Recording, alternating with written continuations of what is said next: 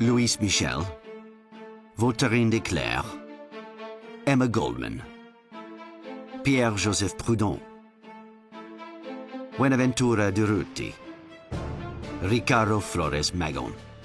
The big names of anarchism wrote, spread, and sowed libertarian thought. The great migratory waves which had already carried it to the United States of America also took it to the most remote countries of the earth.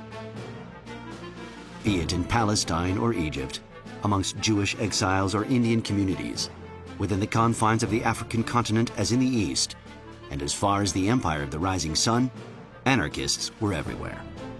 At the beginning of the 20th century, all seemed to be for the best and the best of all possible libertarian worlds. Anarchism had become a part of the social landscape, to the point that libertarians could be seen flying their black flag on the brand new postcards. And if they were arrested, it was only disguised as nursemaids for the comic purposes of a Pathé Brothers production. The ultimate irony came in 1910, when Armand Fallières, the new president of the French Republic, even went in person to Besançon to inaugurate, in a lavish ceremony complete with the Marseillaise and marching Swiss guards, a monumental statue dedicated to the father of anarchism, Pierre-Joseph Proudhon. But in the wings, conditions for workers remained very difficult. And faced with an imminent global crisis, the need for great change was making itself felt more than ever. And this is how, from France to Mexico and from Spain to the Ukraine, in a time full of sound and fury, anarchists set about trying to destroy the old world once and for all.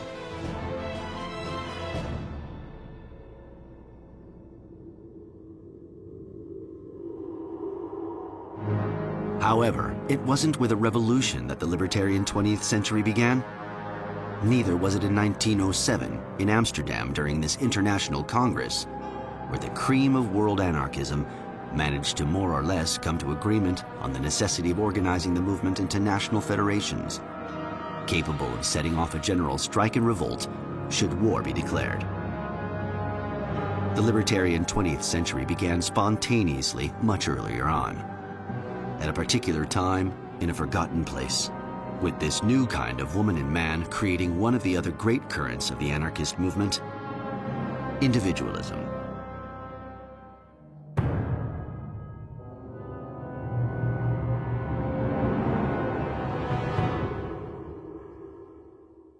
Descendants of the Age of Enlightenment and heirs to Romanticism, individualists were the enfants terribles of their time. They read Nietzsche and Stirner, advocated mass conscientious objection, and insisted on immediately leading a full life at odds with the authoritarian principles of society at the time. I have examined the trajectories of these people one by one, and what they wanted was to be able to work with their hands, but also with their heads, to be whole men. They wanted to lead what they considered to be the good life, which was far from being an easy life, and they wanted to lead it here and now. This global desire for change, which led individualists to reject work, family, country, the very foundations of bourgeois morality, brought them to propose an alternative lifestyle and new practices of their own invention, which in turn made revolutionaries of them. It was to include absolutely all aspects of life: sexuality, education, clothing. They advocated nudity. Women abandoned the concept of corsets, hats, and restrictive clothing. In place of marriage, they advocated open unions, or in some cases, free love. Multiple relationships were possible. There was no problem in loving several people at once, neither for women nor for men. At least that was the doctrine, but in reality, of course, there was much grinding of teeth and suffering. Being individualists did not prevent these anarchists from grouping together, and if they couldn't change the world, then they decided to change the universe. In towns, they created libertarian athenaeums, and in the country, agricultural colonies. And wherever they went, they developed coherence in their ideas and actions, like here in Palestine, where Jewish anarchists founded Degania, the first kibbutz. But it was particularly in Latin America that truly libertarian cities grew up. There was New Australia in Paraguay, where amongst others, Mary Gilmore settled. And the Colonia Sicilia, founded in Brazil by Giovanni Rossi and a group of Italian anarchists, of which only one image remains. For 4 years, these libertarians abolished hierarchies, religion, and money, set up councils, loved freely, and sang songs. Terra di ladri, coi miei compagni vado in esilio e tutti uniti a lavorare formeremo la colonia sociale e tu borghese ne paghi il fio, tutto precipita, re patria e Dio e l'anarchia forte e gloriosa e vittoriosa trionferà, sì trionferà.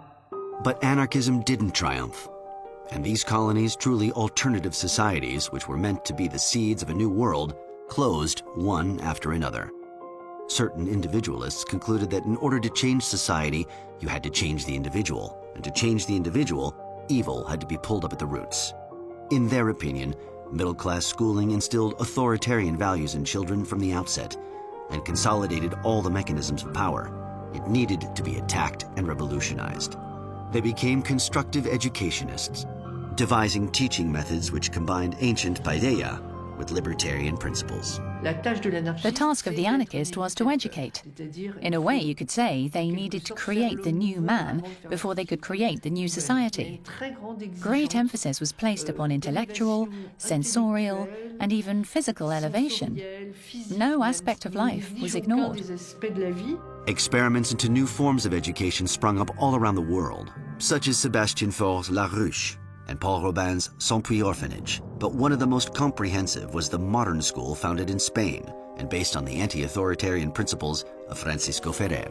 Francisco Ferrer was an important anarchist pedagogue who started something called the modern school movement. And the idea was to bring secular, non-religious education to children, but also to adults. Tried to create an equal relationship between the teachers and the students, where the students could choose what they wanted to learn. It was integral education. That is to say, it had to be both manual and intellectual.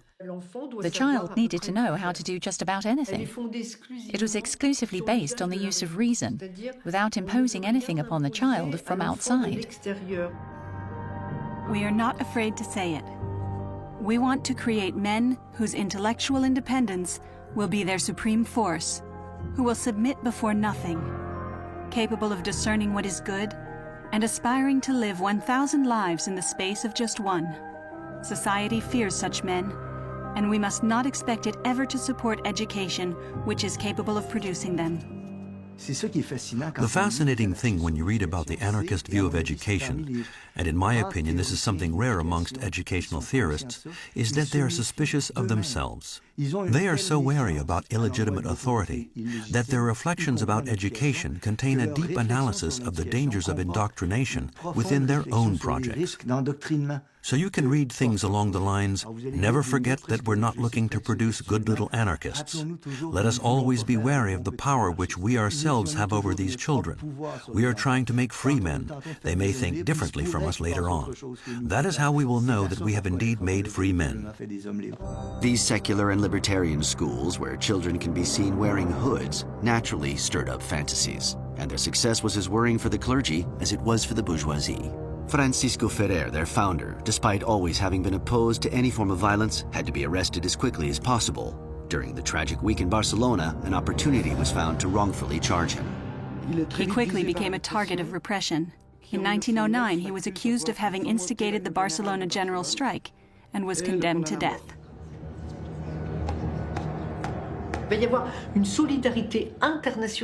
International solidarity quickly developed on all the continents, in the United States, in Australia, in all the major cities of Europe.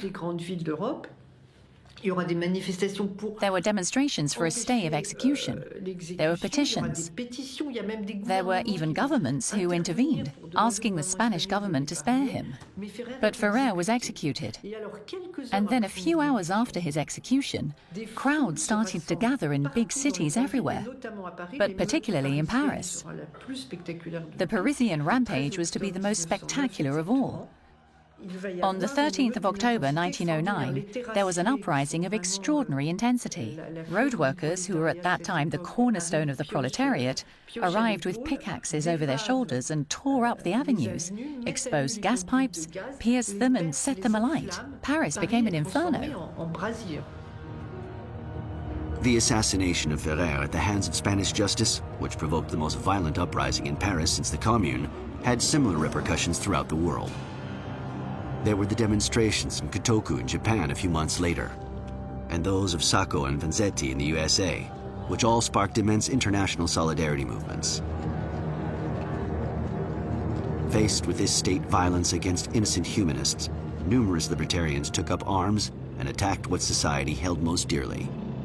Exponents of theft, which they preferred to call expropriation, individual reclamation, or revolutionary banditry, attempted to set off in Europe a revolution which seemed too long in the making.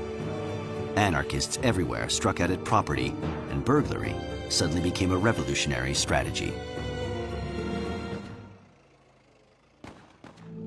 The problem is very simple. If I'm a revolutionary opposed to capitalism, for what mysterious reason would I not attack a bank? Why would I not expropriate a bank to finance the revolution?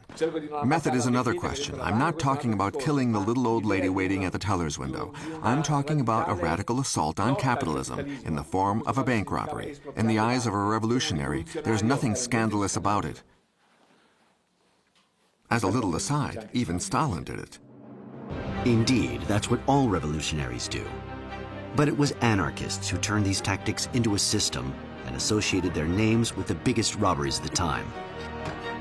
There was Buenaventura Durruti, Spain's leading terrorist before becoming the leader of the anarchist revolution in Catalonia, who, along with the Solidarios, plundered parts of Europe and Latin America. There was Severino Di Giovanni, Argentina's public enemy #1, who pulled off the biggest robbery his country had seen to date. In the Ukraine, Nestor Makhno, at the heart of the Union of Poor Workers, expropriated and redistributed the confiscated goods. But in France, it was Marius Jacob, striving at the heart of the band of night workers, who made the greatest impression. He was very well organized and very gifted in this domain. Marius Jacob robbed businesses, churches of course, rich individuals, but as far as possible without employing the least violence. And even with a certain elegance. He would sometimes leave little ironic notes for the people he'd robbed. Yes, I have stolen a pocket handkerchief from you worth 250 francs. Is a 250 franc handkerchief not an insult to misery? Marius Jacob, the anarchist thief, who despite committing more than 500 robberies only kept for himself enough to live on, served as Maurice Leblanc's model in the creation of the character Arsène Lupin. But the state, wanting to send a message to anarchists tempted by illegality, arrested him, and despite his eloquence, inflicted an exemplary punishment. This man, who had never shed blood, was condemned to the bloodless guillotine of a lifetime's hard labor and deported to French Guiana. For revolutionary bandits, the message was clear. Since authority sends even the innocents to their deaths, better to kill before being killed. It was in London in 1911 that the first major confrontation between revolutionary bandits and the forces of law and order would be played out. Over several hours, during what the history of anarchy would remember as the Battle of Stepney, a siege took place at 100 Sydney Street. At dawn, the neighborhood was completely closed off. 2 anarchists holed up in a small house offered fierce resistance to more than 800 police officers and members of the Scots Guards. The operations were overseen by the Home Secretary, a certain Winston Churchill, who could be seen on the left in a top hat. Unable to dislodge them, the artillery was sent for. The house caught fire, and the 2 revolutionaries died in the flames. Newsreel cameras were sent to the scene, where a considerable crowd had gathered to watch the show. But was this young mechanic, who legend has it was Conan Doyle's London chauffeur, among the curious bystanders? One thing is sure. On his return to France the following year, he decided to move into action by forming a gang which would soon send a shockwave across Europe, the Bono Gang. I prefer to call them the tragic bandits. Firstly, because this wasn't a gang under the authority of a leader, and if there was a leader, I see no reason why it would have been Bono rather than someone else. They were militant anarchists, devoutly militant individualists with a combative past. The young Octave Garnier, for example, had been imprisoned following a construction workers' strike, during which he was severely beaten by the police, and ended up finding what he had been looking for in individualism. Austere doctrinaires leading exemplary lives, these men were strangers to tobacco, alcohol, gambling, or brothels. They frequented the anarchy newspaper directed by Victor Serge. But it was through their knowledge of mechanics that they first entered history by being the first to use a car to commit robberies. The meager takings were far from being sufficient to finance a revolution, but their attacks were characterized by indiscriminate violence. The number of dead they left behind soared. A price was put on their heads, with the press offering a reward of 100,000 francs to whoever enabled their capture. The brand new Tiger Brigades were set on their trail, but far from being afraid, the bandits defied society, with Octave Garnier going as far as writing to the heads of the 3rd Brigade, known as the Anarchist Brigade. I know this will come to an end. In the ongoing struggle between society's impressive arsenal and myself, I know that I will be beaten. I will be the weaker, but I hope to make you pay a high price for your victory. It ended up in a siege between isolated men and a 1,000-strong troop, with 10,000 spectators who had come to see the capture of these hunted men.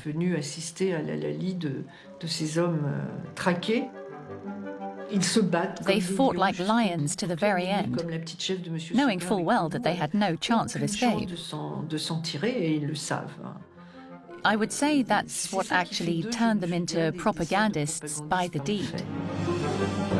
The tragic bandits' actions came to an end on the 28th of April, 1912, in the suburbs of Paris.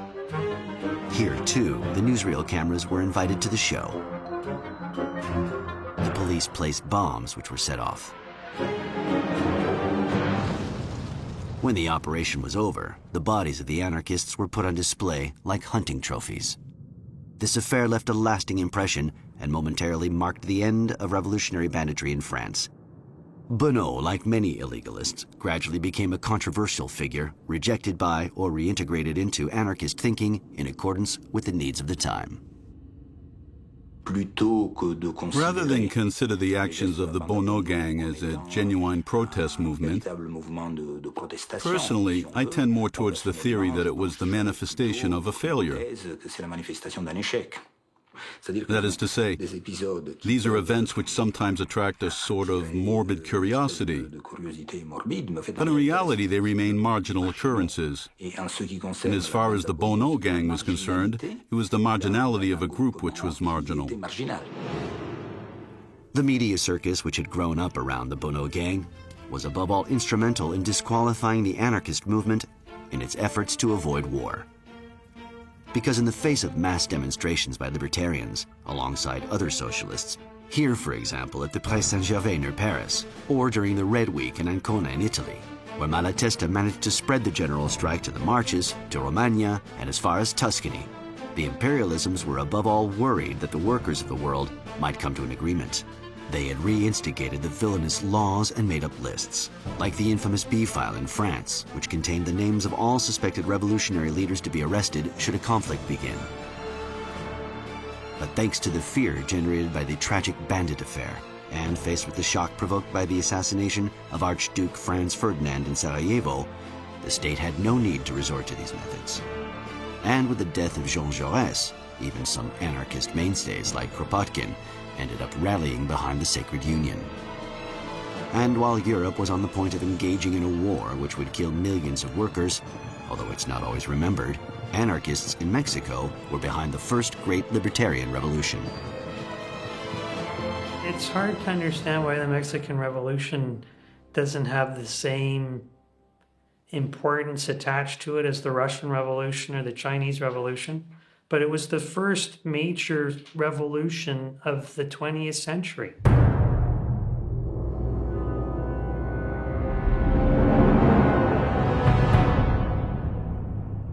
The Mexican Revolution begins at the end of 1910.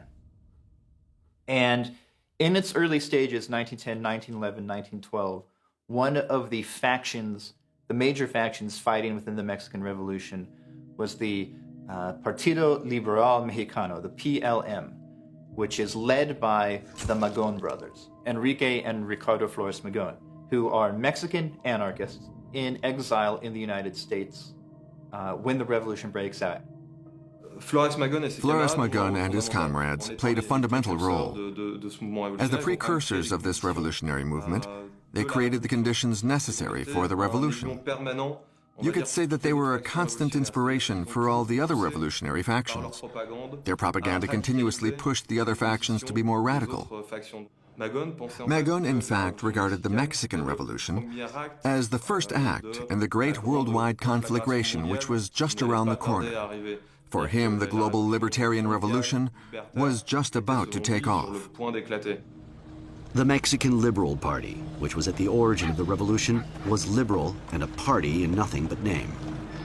But it was well and truly an anarchist organization, as can be seen from its manifesto, written by Ricardo Florès Magon.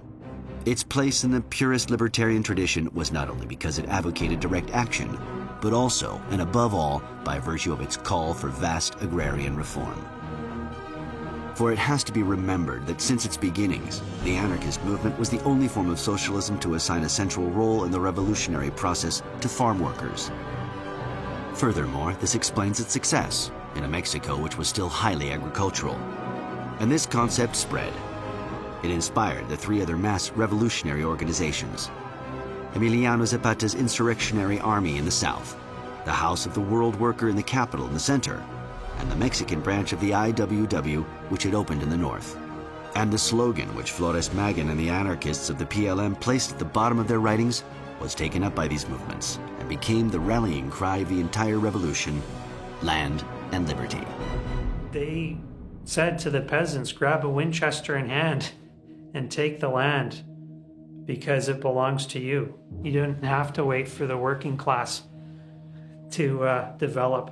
The peasants could have their own revolution. Magon had confidence in the spontaneity of an armed populace. That is to say that he considered an armed uprising, a fight to the death against the system, to be the way of establishing a libertarian society.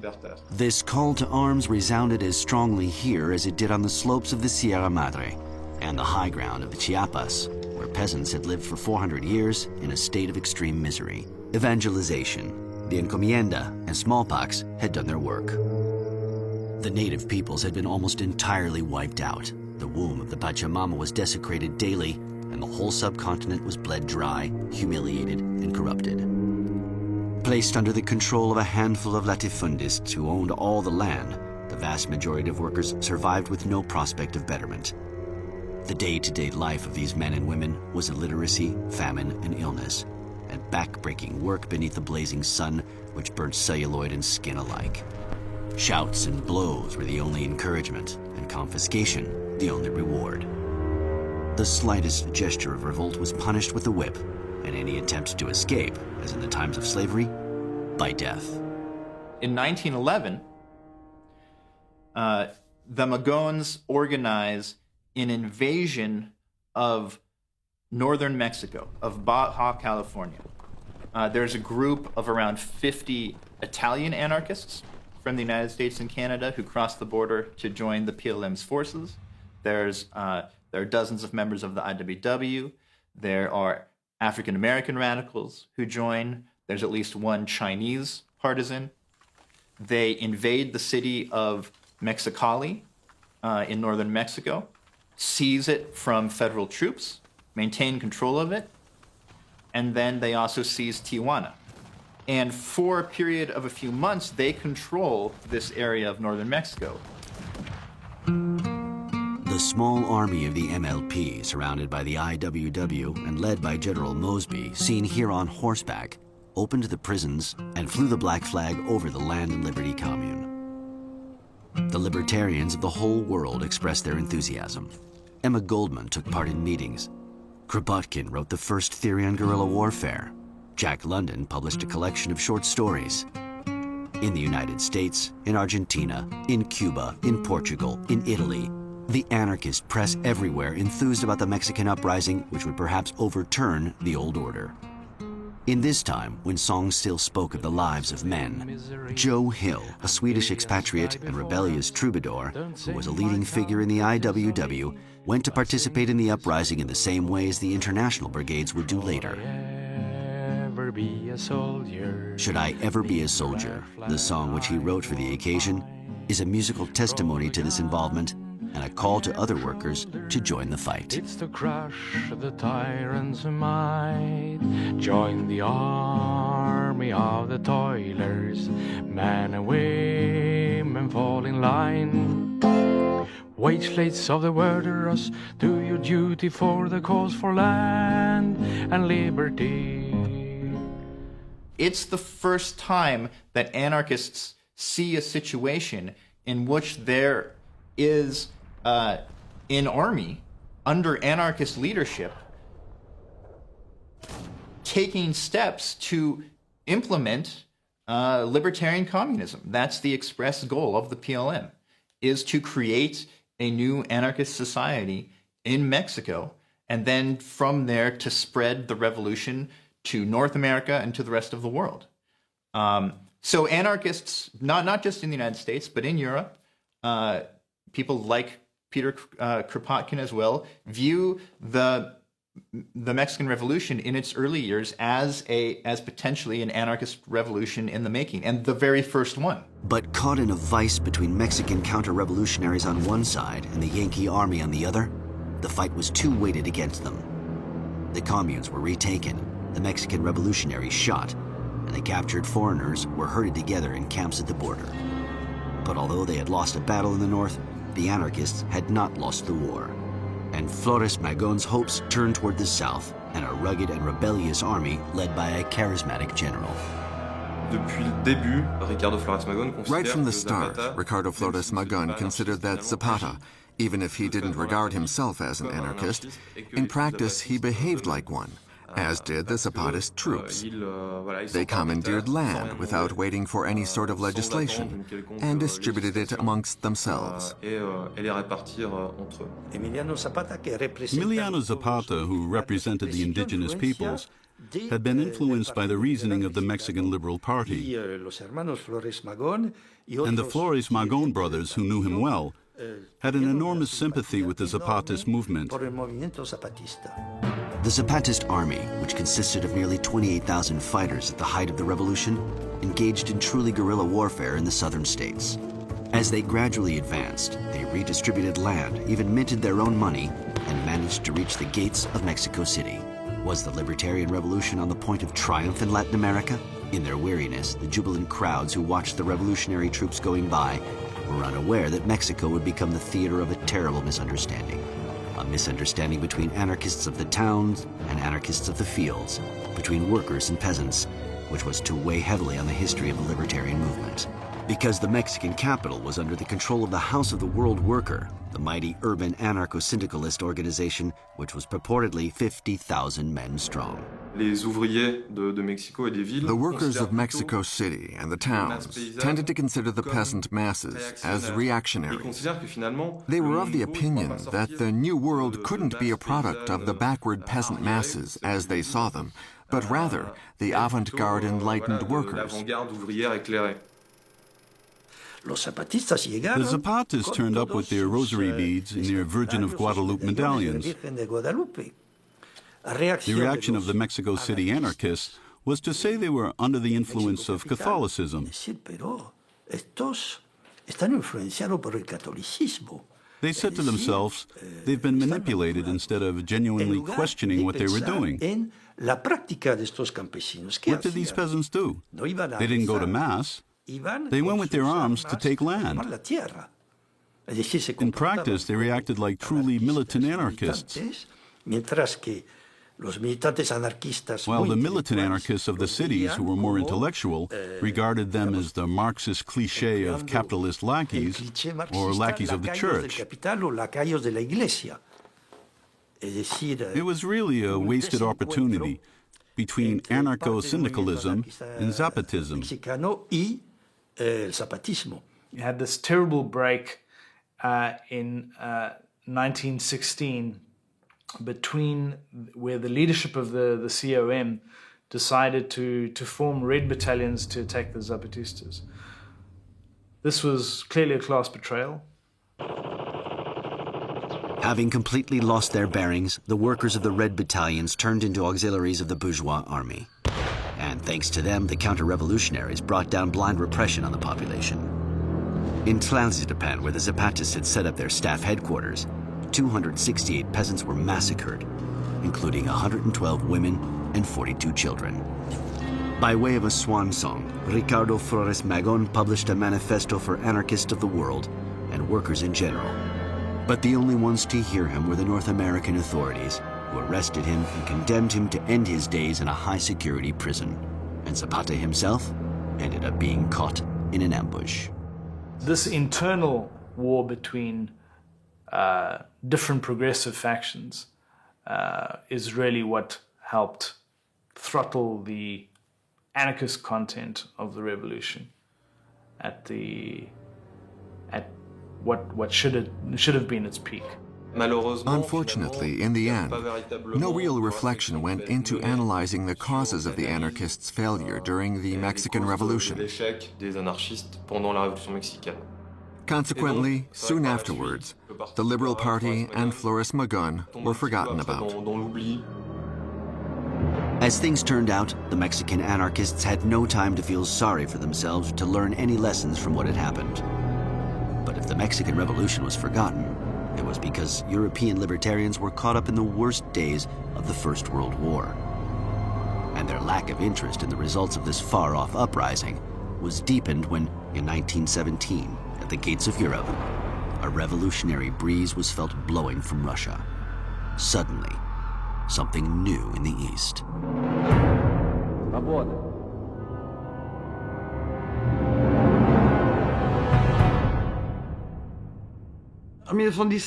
In February 1917, there was the first Russian Revolution. The Tsar made a run for it. A certain democracy was set up with the Soviets, the workers' councils, taking over. The anarchists found that wonderful. An 8-hour day, the abolition of the death penalty, freedom of opinion and of conscience. Initially, the Russian Revolution attacked injustice and gave all power to the Soviets.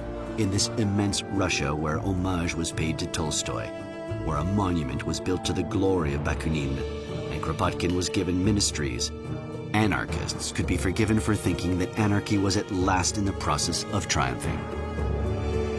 The beginning of the Russian Revolution helped reinvigorate the anarchist movement because it was the kind of revolution, it seemed, that they advocated, a spontaneous insurrection. The vast majority saw it as an extremely positive thing, that somewhere in the world, it so happened to be in Russia, men and women had risen up to say that the former system of power was over.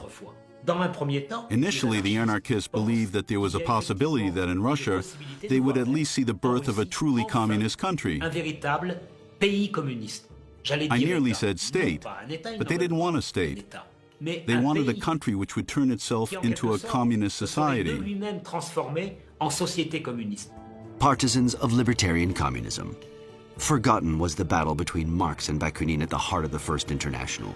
They could now see in the Bolshevik revolutionaries, with whom, despite disagreements about methodology, it would be possible to team up and create the new world together. Anarchists in Russia have been active partners with the Bolsheviks and with the socialist revolutionaries and others in helping to overthrow the Tsar, in organizing Soviets and factory committees. The enthusiasm of libertarian Russians can also be explained by the fact that Vladimir Ilyich Ulyanov, alias Lenin, was not at the time considered to be a dogmatic Marxist or an inspiring despot. His party did not yet call itself communist. The first political treaty written by him was entitled What is to be Done, in reference to the novel by the libertarian Russian Chernyshevsky. He was opposed to the Sacred Union and had demonstrated an anti-militarism which had seduced the libertarian masses. But above all, for Russian anarchists, Lenin was still the little brother of Alexander Ulyanov, a propagandist by the deed, hanged in 1887 for having prepared an assassination attempt against the Tsar. This glorious genealogy, added to his libertarian pledges, led them to believe that Lenin might be sympathetic toward them, and the publication in 1917 of his book, The State and Revolution, seemed to confirm this hypothesis. Надо понимать, что на каком-то этапе Ленин начал высказывать довольно радикальные... You have to realize that at one point, Lenin started expressing radical ideas pretty far removed from orthodox Marxism. Временного правительства о переходе к социализму. Это были неортодоксальные мысли марксиста, и он в это же время... He also vehemently criticized the idea of the state, thereby holding out a hand to anarchists.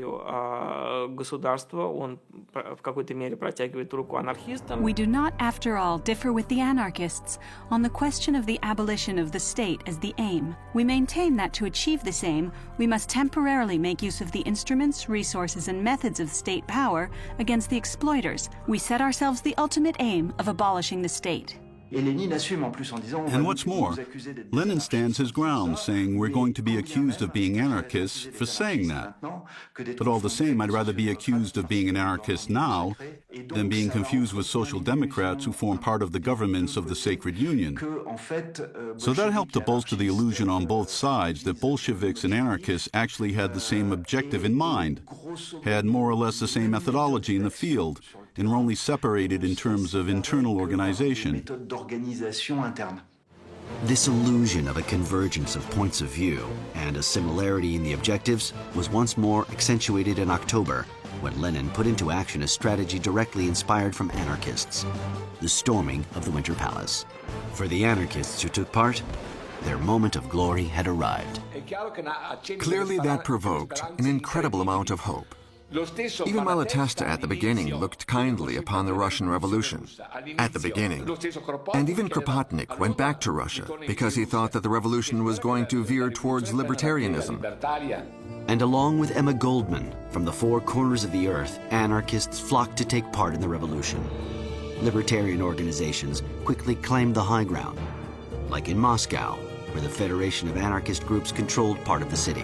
But it was in the Ukraine that the libertarian movement showed its potential, thanks to a young peasant of Zaporozhian Cossack origins, who, in taking the leadership of the uprising in northern Crimea, became one of the major figures of 20th century anarchism. Makhno was a peasant of very humble extraction, but with immense military talent. And he managed to organize a peasant and popular uprising in the Ukraine. He created anarchist-type communities pretty much everywhere, and proved that a revolutionary avant-garde did not necessarily need to take the form of a party. During the months after leaving Huliapole in the fertile plains of the Ukraine, the Makhnovshina, the insurrectionary army which bore the name of its organizer, sowed revolution as it passed. An anarchist and peasant militia, it flew a black flag with a skull and crossbones under which was written, "Death to all those who oppose workers' freedom."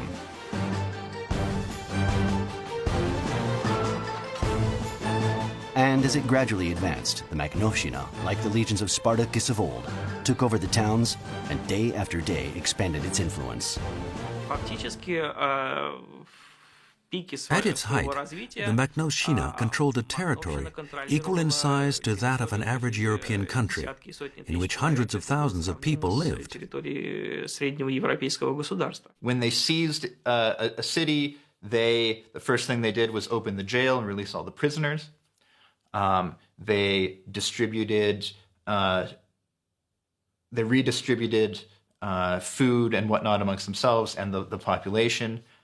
They drew up plans for collective ownership of farms and factories. Makhno's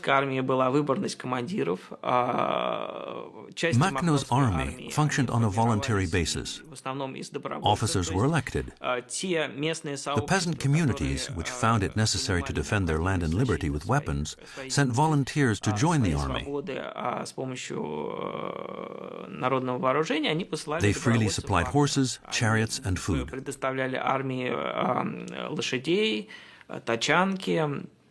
продовольствия.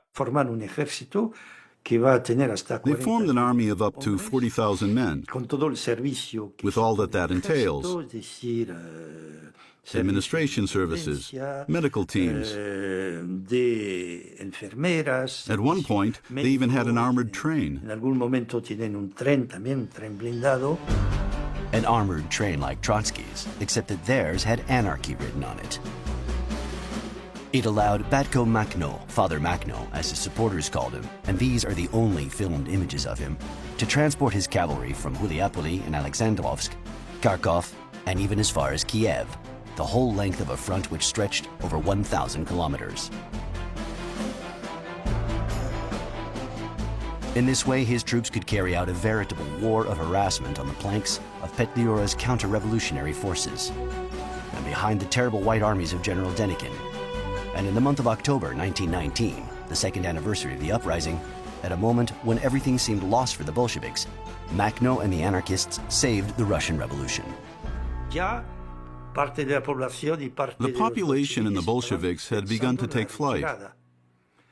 Here's a really good example of the efficiency of the Makhnovshchina, which didn't just sit around in its own backyard. Makhno was capable of thinking of the common interest, thereby saving the revolution.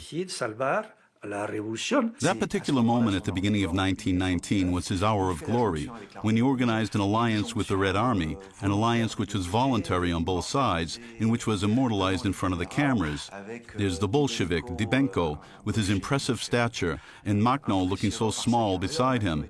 It's a bit like looking at two conceptions of the same revolution, the hardline Bolshevik one, and then Makhno, who has the air of a somewhat romantic revolutionary leader about him. But in Moscow, where Lenin had just decreed war communism, the anarchists' actions had started to be frowned upon, as had the criticisms which they were already voicing at the very heart of the new capital concerning dictatorship over the proletariat. For most other anarchists, that is the signal that the Bolsheviks are not true revolutionaries, that they are not interested in the well-being of the working masses, that they are not friends of the anarchists or anyone else who is not a Bolshevik. This was essentially a moment when the Bolsheviks, who were basically a revolutionary group amongst others, found themselves politically isolated in attempting to stabilize their power, notably by trying to eliminate those who had the same sort of militarized groups as themselves. So it was a question of who was going to win. In the face of criticism, Trotsky, who had just taken over leadership of the Red Army, decided to, as he put it, rid Russia of anarchism with an iron broom. But he first had to invent consent. Aware of the potential of a new weapon of mass propaganda, the Bolsheviks went about producing, for the fledgling cinema, films denouncing the dangers of middle-class disorganization and of anarcho-banditry. Анархисты, вернее, бандиты, именующие себя анархистами. Вон тот помахивает черным флагом. Нет, отнюдь не идейные борцы. The Bolsheviks did not attempt any revolution in their methods of communication.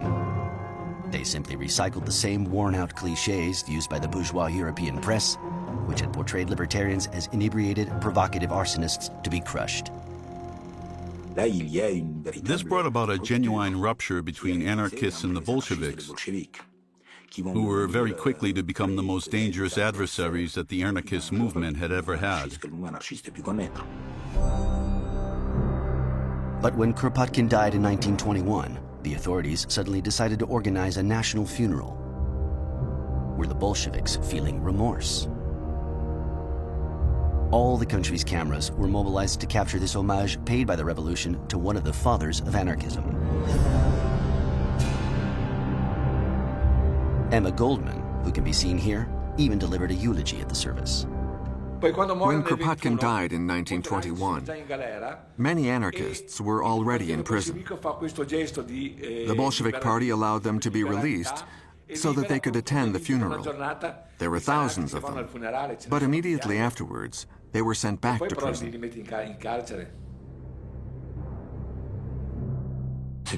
These measures were extremely cynical. The Bolshevik regime manufactured a disconcerting lie. On the one side, they were celebrating someone who was by any standards a great Russian, and on the other, they were taking measures against his philosophy. The ceremony was hardly over when, under the direct orders of Lenin, the libertarian poet Lev Tcherny and the militant Fanny Baron were shot dead in the cellars of the Cheka prison along with 7 other anarchists. And in the following weeks, the Bolsheviks decided to purge the last 2 strongholds of anarchism in the Soviet Union. The Ukraine would be later, but first it was Kronstadt, where the sailors, formerly known as Glory in honor of the revolution, had formed a commune. For the Central Committee, the threat was too close and the symbol too dangerous. Despite Emma Goldman's offer to mediate, Trotsky sent in the Red Army, which crushed the small island under its bombs.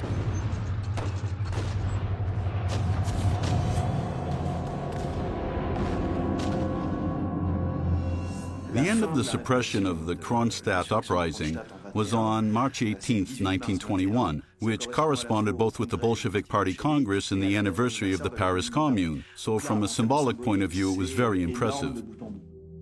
In the spring of 1921, only the Makhnovshchina were left to oppose the Bolsheviks. It was on the shores of the Black Sea, amid alcohol fumes and Cossack dancing, that the anarchist army, apparently unaware of the famous phrase inspired by the Aeneid, Timeo Bolshevico et dona ferentes, beware of Bolsheviks bearing gifts, was decimated by the Red Army. The cavalry and the Makhnovshchina officers were with the Red Army near to Sebastopol. They threw a huge banquet to celebrate a victory. As you know, Leninism was very well organized. And during the night, all the Makhnovist officers were shot dead. Последние страницы Махновской эпопеи, они гораздо более трагичны. The final pages of the Makhno saga are tragic. Борьба отрядов It's a desperate race, идейных a махновцев, battle with no hope of victory, the struggle of a wounded beast. Зачастую уже борьба без надежды на успех, а просто как бы борьба загнанных раненых зверей. Опыт The Russian Revolution was catastrophic for anarchism. был довольно катастрофическим, то есть The anarchist movement totally ceased to exist in Russia. Анархическое течение как бы в России в целом. Его последние представители Its last representatives died in Stalin's camps or in exile. But the executions and the deportation of anarchists to the Solovki Islands had the principal objective of reducing libertarians to silence. Because at the very moment when it was attempting to make the workers' world believe that socialism was being built within its borders, the Bolshevik authorities could not take the risk that testimony from frontline revolutionaries might tear aside the veil of the workers' illusions. That's why the assassinations were accompanied by the total censure of anarchists' words. And since that day, and even more so after the rise to power of Stalin, for whom, as we know from his early writings, anarchism was a long-term preoccupation, the Marxist history books have made no mention of the role played by libertarians in the Russian Revolution. It has taken many years for the new generations in the East, as well as a large part of the West, to be able to hear the total criticism of the Soviet regime, which was first formulated by anarchists.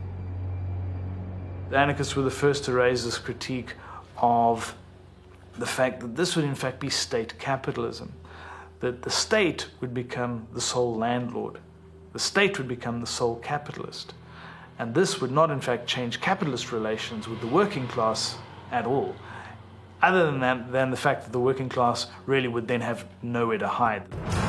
If they had no place to hide, it was because during the immediate aftermath of the war, the capitalist bourgeoisie also tried to repress the anarchists' revolutionary attempts wherever they could, with no lesser barbarity than the Bolsheviks had done. Like in Germany, where the libertarian leaders of the Bavarian Soviet Republic, Erich Mühsam, Ernst Toller, Ret Marut, were imprisoned, hunted down, or lynched by a mob like Gustav Landauer, whose body was left by the authorities to rot in the street for several days by way of an example. In Bulgaria, the uprising of the 23rd of September 1923, which was intended to establish a government of workers and peasants, ended up in a white terror, during which the very orthodox King Boris III purportedly had the head of George Chetanov, the young Bulgarian anarchism theorist, delivered to him on a tray. The tragic week which brought to an end the hopes raised by the great demonstrations in La Fora in Argentina found an echo in Colombia with the Banana Massacre, when the United Fruit Company assassinated hundreds of anarcho-syndicalists. These repressive waves flowed as far as China, where the movement of May 4th, 1999, inspired by Liu Shifu, the first Chinese anarchist, was broken up by the warlords. A young teacher present in Tiananmen Square in Peking, a certain Mao Zedong, witnessed the brutal repression of students and was deeply marked by it. This terror of anarchism sent a tremor as far as the slopes of Mount Fuji, where the Imperial Japanese authorities arrested and beat to death Sakai Osugi and Ito Noe, as well as their 6-year-old nephew, whose unrecognizable bodies were thrown to the bottom of a well. Let's not forget Italy, which came to the brink of revolution. Capitalism also re-established its order here, thus fulfilling the prophecy of Malatesta, who can be seen here on the left, haranguing the crowd. The bourgeoisie will make the proletariat pay for its attempts at revolution with tears of blood. Yes, wherever anarchism has tried to make its ideas triumph, its militants have been arrested, persecuted, and assassinated. Even in the United States of America, another historic land of anarchism, the revolutionary movement was fought against. And this fight would culminate in the condemning to death of 2 innocents. Car notre sang bleu est noir, notre drapeau rouge est noir, notre étoile jaune est noire, notre vie en rose est noire. Oui, notre sang bleu est noir, notre drapeau rouge est noir, notre étoile jaune est noire, notre vie en rose est noire. Oui, notre sang bleu est noir, notre drapeau rouge est noir, notre étoile jaune est noire, notre vie en rose est noire.